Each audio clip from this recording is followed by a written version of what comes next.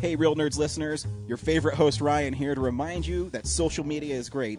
How great is it? There's many ways you can find the Real Nerds on social media. You can download us on iTunes. You can listen to us streaming on Stitcher Radio. You can call us 720-6nerds5. Aw man, our website is so cool. You can visit our website, realnerdspodcast.com. You want to leave some fan mail? Oh, that's so easy, realnerds@gmail.com. Twitter, we got it, @real_nerds. You can even like us on Facebook. Thank you so much, and hey, enjoy the show.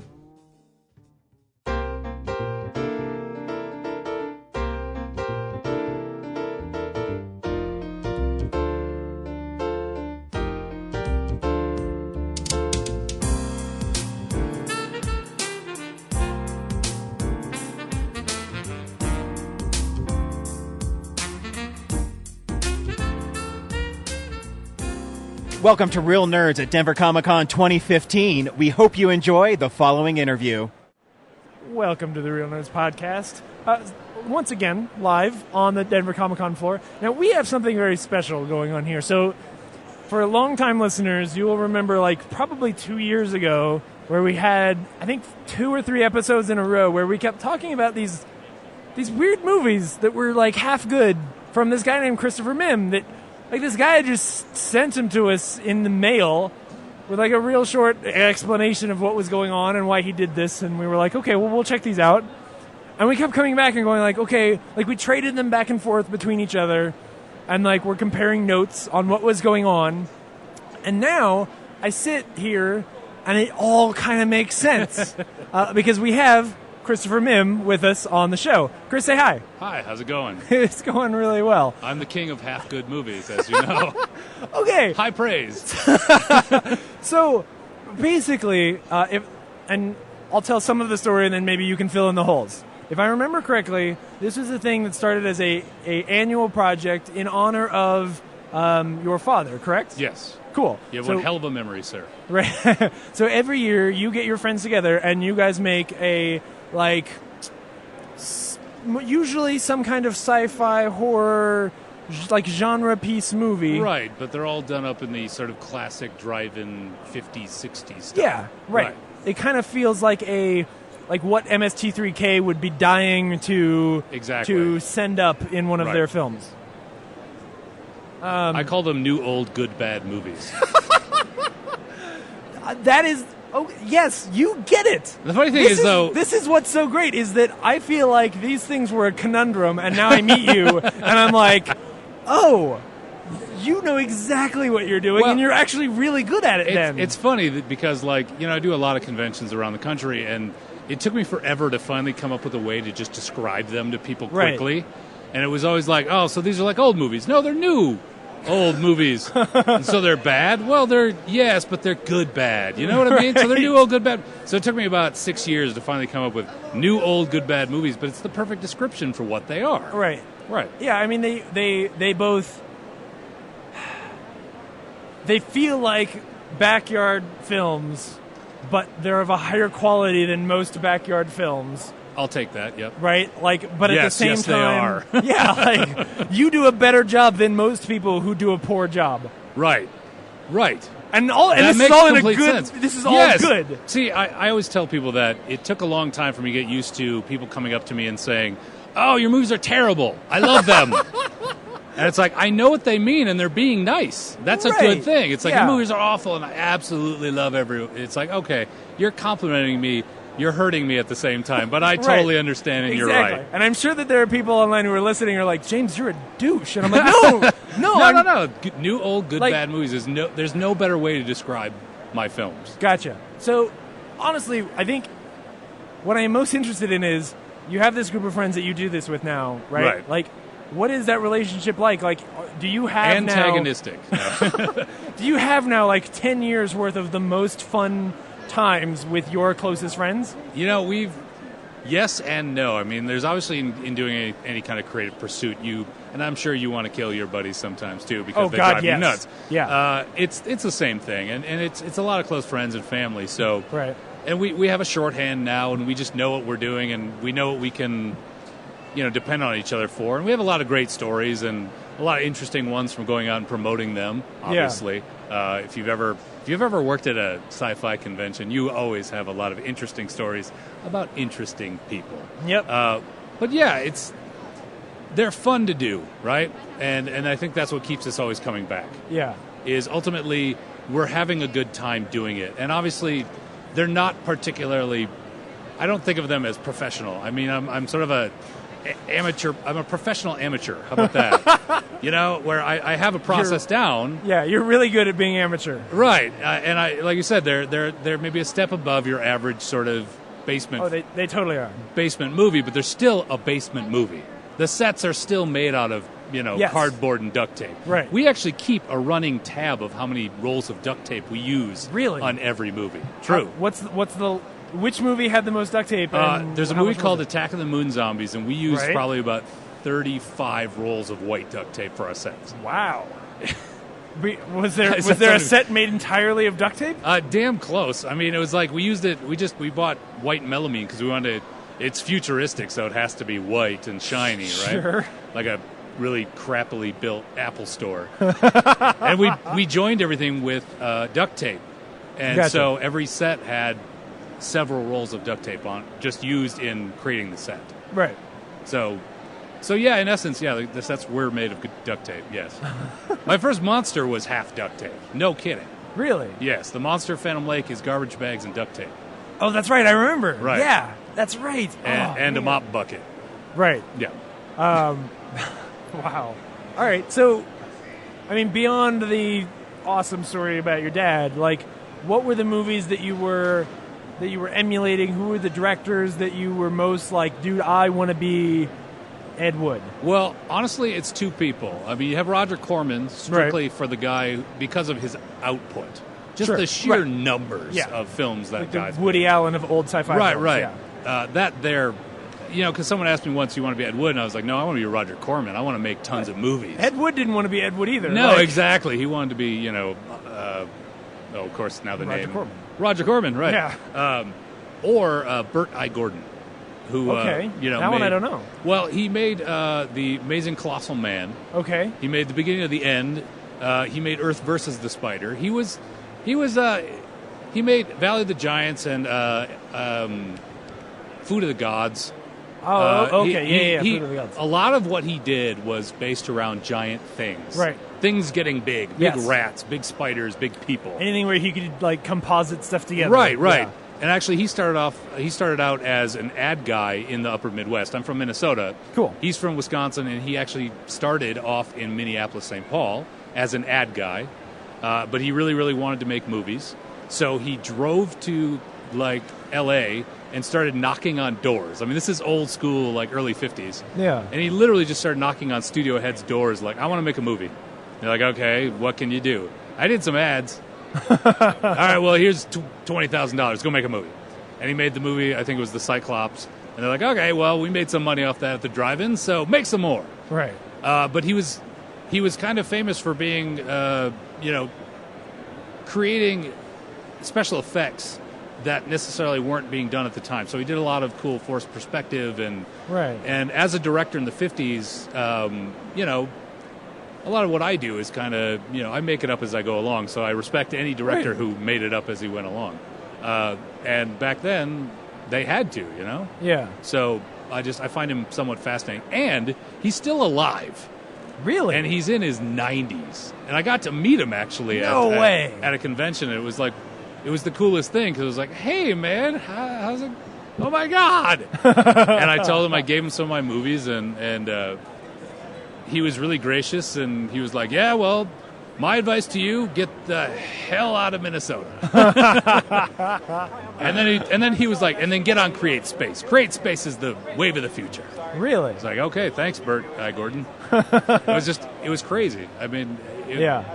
Monster Bash in Pennsylvania, which is Yeah. a great convention. Cool. Pittsburgh.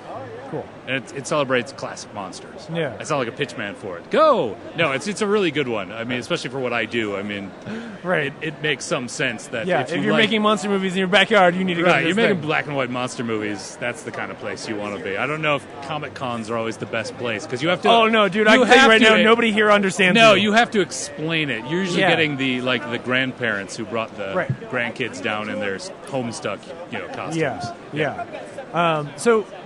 So what does your process actually look like? Like when the time comes around each year, or maybe as soon as you're done with the last one. Generally, they've overlapped a little bit, like that, where I'll already know what I'm doing next. Yeah. And I'll have an idea, and I generally I make a point to finish the last project first. Oh, good. Because I know that if I just start getting distracted, because by the end of the process, you're so damn sick of whatever it is you're trying to finish, right? Yeah. That I know if I just started paying attention to something else, I'd never finish anything. Right. So I just force myself to finish, but in the back of my head, I know what I'm doing next. And then I jump into writing a script, and I only ever really do one draft. Yeah. And I do that on purpose because I don't want them to be that great. I don't want to worry about making sure they're perfect. Right. I want it to just be either just so awful it becomes good, right, or I just luck into making a good movie. Right.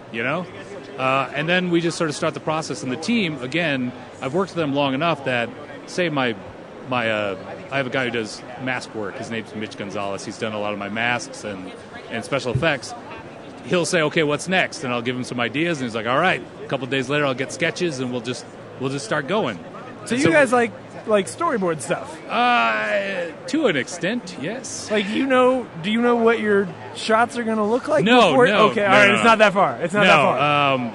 You're not unless it's something really, really specific. I mean, after doing now 10 movies, when I write, I kind of mentally storyboard things as I write the script. Right. And so I'm as I make more and more films, I'm starting to sort of work sort of mental storyboarding into how I write the script. Yeah. So I'll even write edits into the script where I imagine I would make them. So I don't, because I'm much more comfortable in the editing process now, having made 10 films. And you can even see it if you watch my first one, and it's just so straightforward. This guy's talking, therefore we shall look at him. This guy's talking now, we shall look at him. Right. Now it's much more all over the place. I'll do more reaction stuff. I'll do more creative angles and stuff. And of course, I just released a movie called Danny Johnson Saves the World that I was describing to you as a 1950s sci-fi Muppet movie with kids. Right. And that one in particular, I mean, it's much farther away from my first film than anything I've made. And even just in story structure and things that I've picked up over the years. So I'm going to ask the hard question here. Are you afraid that as you get better at this, your movies will get worse? Yes, actually. It's sort of like the uncanny valley, It's like the better CGI gets, the creepier it becomes, the less realistic it becomes. You have to worry about that when you're trying to make sort of quote-unquote authentic good bad movies, right? Right. Because what makes a lot of bad movies, those good bad movies, is that you have to have that sense that the person making it had no idea, or they were just so incompetent that it comes through. Right. Like a Birdemic, something like that, where it's like, it's so incompetent, it becomes awesome, So then it becomes this weird line you have to straddle of, okay, well, I want to make a great movie, but if I make even just a mediocre good movie, it just becomes a mediocre movie. Right. As opposed to a good bad movie. Right. So you really do have to straddle that line. Wow. It's hard sometimes, I'm flabbergasted by how sane you are. It's unbelievable. Yeah, I mean, you overthink the weirdest little details. I mean, and again, that's why I only do one draft. Yeah. Right. That's why a lot of times I limit people. I'll say, okay, you get 2 takes. That's Holy it. Shit. Whatever we get, that's what we get. Yeah, because even though you don't have that encumbrance, at the time that the movies you're emulating were made, they only had enough film. They only had enough money for one shot. Right, exactly. Right, whereas you can it's digitally, digital. You can just dump do this, it. You can do 4,000 takes of one shot until you get it absolutely perfect. But back then, it's like, well, we have 20 minutes of film and we have a scene that's 5 minutes. Yeah, you got 4 takes. You get maybe 3. Maybe. Yeah. And that's just it. And so I try to emulate that a little bit. Also, as a director, I always tell actors, look, every actor who comes into my movies instantly is like, okay, I'm going to act really, really bad. And I would say, don't do that. Yeah. No one back then was like, I'm going to act really wooden. They were just wooden, right? Or the director was awful. I say, no. If you got Shakespeare, give me Shakespeare. Yeah. The fact that you're in a movie with, a robot made out of a garbage can, that's going to be the joke. You're not the joke. Everything that's going on is the joke. Right. And then, so you have to play it very straight. If you don't, you kind of ruin the illusion. Yeah. It becomes a spoof, a straight spoof of just, it becomes Airplane, you know what I mean? Where it's like, we're making fun of disaster movies. Which is not what you're doing. Right. And I try to be authentic to it because a lot of other people, their first, like Larry Blameyer, who made Lost Skeleton of Cadabra, right. That's a very straightforward, very funny, very well-made spoof. Right. Right? And I don't want to do that. Right. I could, but I don't want it. So, I would rather go for, I want people to be confused sometimes as to when these films were made. Right. Are there rules about what you can and can't do, and like especially when you're making a creature or something like that? Are there rules about what you can make that creature out of, and how hard you can work? Well, we have to at least done like latex masks and at least stuff like that, right? Yeah.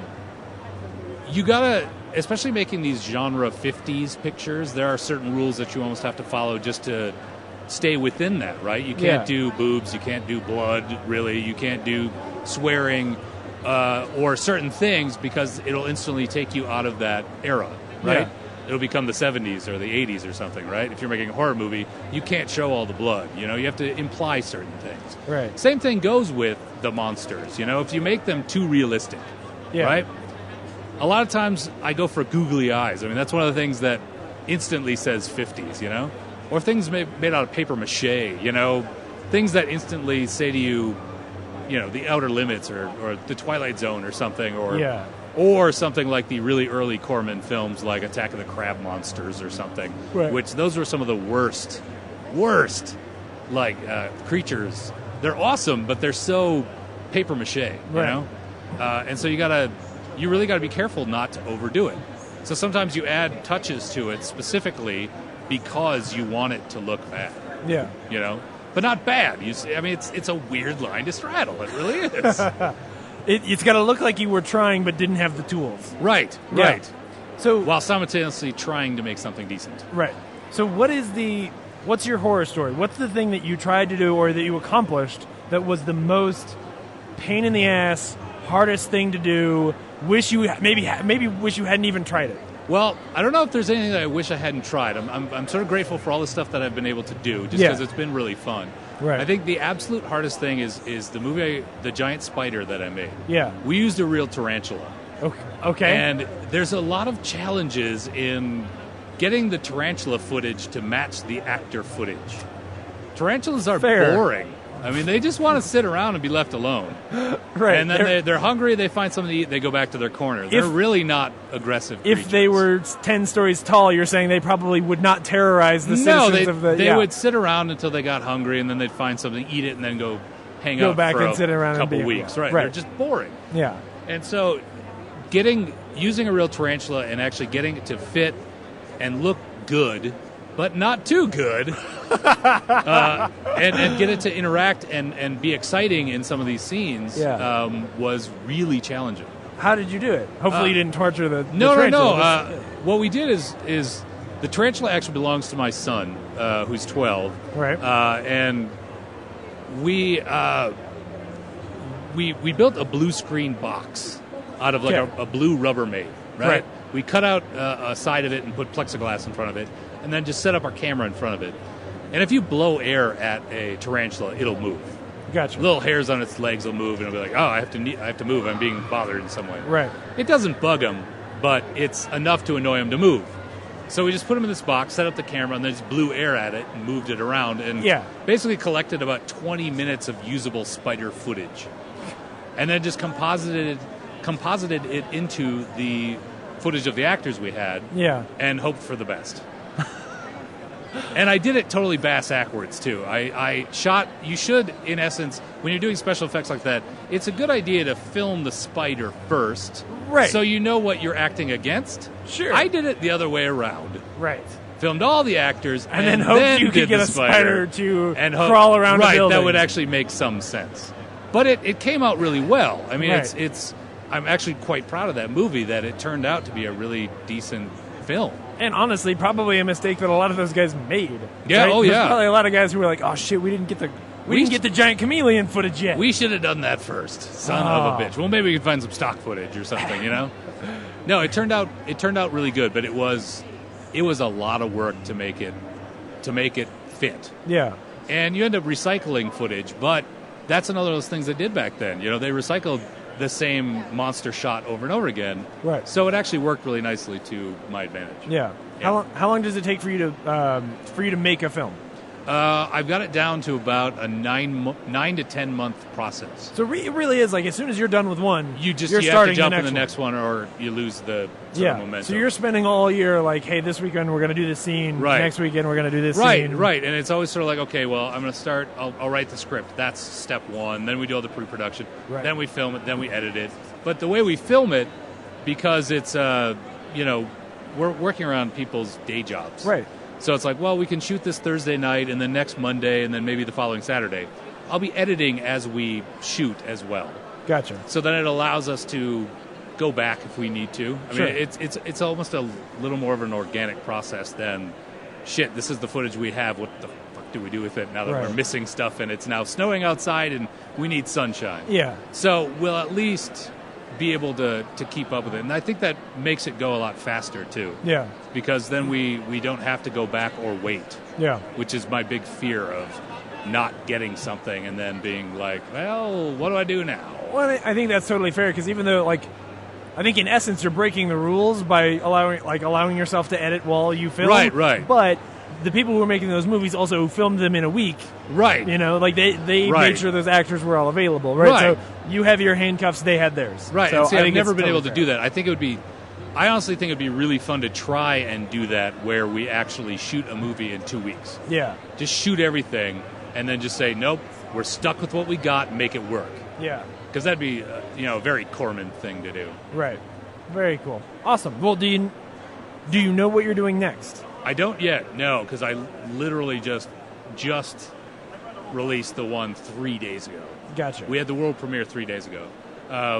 I have a million ideas, though. I mean, that's just it. You start down this road, and you start doing this, and you kind of get a head for it, and suddenly it's like, you know what I haven't done?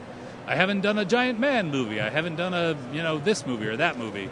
And there's so many cool things, and I try with every movie to do a little something different. Yeah. That's, again, reminiscent of old movies. Like, I did a giant bug movie, finally. I did a double feature. It's a fake double feature, but it's a double feature. Right. Very classic kind of thing. And there's a whole list of things I still haven't done that I want to do. But I haven't necessarily picked what's next. I mean, you've only done 10, so maybe this is unfair, but, like, is it almost daunting because, like, now you're locked into this thing where you're like, every year, how many more years can I do this? Oh, yeah. Yeah, I mean, 10 years, there's a part of me that's like, maybe I deserve a year off. Maybe I should take some time off. But then a part of me is like, but I feel like I have some momentum after 10 years. Why do I want to lose it? Right, absolutely. And I have people now, honestly, that for the last premiere, we had people flying in from other states just to go to the premiere. Holy crap. And we usually sell at this big 400-seat theater, and we have all these there's a bit of a cult following that's actually growing now around it. And like I said, we have people who come in from out of state just to be there. And, I have people who are like, this is our tradition. Don't stop. Don't ruin our tradition. We come to your movie every year, and we do it up. Don't wreck it. You're responsible for my life now. That's right. You're going to ruin our family tradition, and it's all chaos from that point forward. Wow. Don't do it. Wow. But there's also a part of me that's like, how long can I do this? Right. How long do I even want to do this? Yeah. And they are tiring. I mean, that time frame is exhausting. I mean, we did a web series, and we shot it the way you're talking about, where you do it over weekends and you squeeze things together. It's a pain. It is. It is taxing. When you have a job and you have other things you're doing, it's a big chunk. Well, all of us, we have wives and kids and families, and just day jobs, and it's rough Yeah. sometimes to try and keep up with it. Cool. Plus, each one gets a little more intricate. That's the thing, is that as we're learning more things, we're doing more techniques and actually, spending more time doing these things. So the process becomes a little more daunting each time. Yeah. So that makes it harder year after year to sort of maintain almost a quality level as they're getting better from a quality standpoint. So it almost becomes harder and harder to do one a year. This is amazingly fascinating. I just want you to know that. Like, I did not think this interaction was going to go the way it did. Like, as soon as I met you, I was like, holy shit. Oh, my God. He's not a crazy, weird guy living in his basement. Right, that's exactly what I was afraid of. Yeah. You've been to these things. Oh, yeah. Okay. All right. So, Chris, how do people get in touch with you? How do they follow you? How do they support? I would say check me out on my website. I have a production company called Saint Euphoria Pictures. The website is sainteuphoria.com, and it's all spelled out, but most people don't. They usually spell it wrong. So I just tell people, go to thegiantspider.com. That'll get you where you need to be. Okay. And it's easier to remember, thegiantspider.com. All right. Nobody else has taken that one up. Right. Cool. I was surprised. Giantspider.com not available. The Giant Spider available. Just sitting Who around. Knew? Only somebody like you would figure it out, man. It's amazing. Actually, quick story. I know you're sort of wrapping up here, you're but good. Speaking of URLs, is that I always, for every movie I make, I buy a URL. Sure. Right? And I was thinking about, I was like, I got to buy this URL for this idea I have, this title I want. Yeah. And I go in and I look it up and I'm like, it's taken. Who stole it? I've been talking about this to other people. Did someone I know pounce on it? Yeah. And I was like, crap, who would have stolen my damn URL? They knew I needed this title. Who would take it? And I pulled up the Who Is thing, and I'd already bought it 6 months prior. Totally forgot. I was like, dumbass. Oh, man, that's... Wow. Yeah. That's too cool. Well, Chris, thank you so much for coming on the show. It's thank really you for been cool. having me. It's good. I just walked by you randomly. I was like, hey. I know. I think I sent these guys a box of stuff once. I know once. those guys. Awesome. It's really been cool. Thank you so much. Thank you very much for having me. Keep doing it. Thanks. Seriously. All right. Bye. Thank you for listening to this exclusive Real Nerds interview at Denver Comic-Con 2015, and we'll see you next year.